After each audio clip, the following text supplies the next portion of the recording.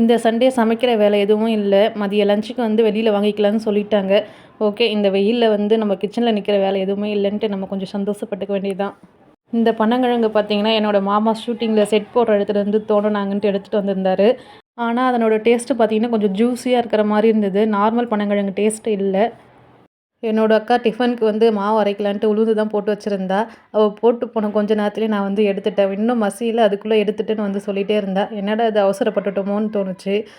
என்னோட மாமா கிட்ட கேழ்வரகும் சிகப்பரிசியும் குடுத்துட்டு இருந்தேன், அரைச்சிட்டு வர சொல்லி. அவர் வந்து அரைச்சிட்டு வரும்போதே வந்து இந்த பிரியாணி, மதிய லஞ்சுக்கு தேவையானது எல்லாமே வாங்கிட்டு வந்திருந்தாரு.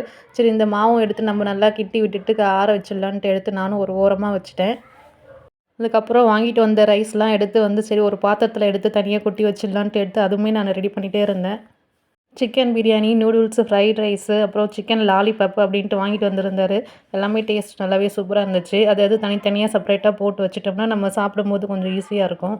இதில் ஹைலைட்டே இந்த சிக்கன் லாலிபப் தாங்க. அதில் நல்லா முந்திரிலாம் போட்டு நல்லா சூப்பராக டேஸ்ட்டாக இருந்தது. நான் இதெல்லாம் எடுத்து பாத்திரத்தில் வைக்கும்போதே என்னோட பையன் சீக்கிரம் எனக்கு பசிக்குது பசிக்குதுன்னு சொல்லிகிட்டே இருந்தான். பிரியாணி பார்த்த உடனே அவனுக்கு பசி எடுத்துச்சு போல். இப்போ நாங்கள் சாப்பிட போகிறோம்.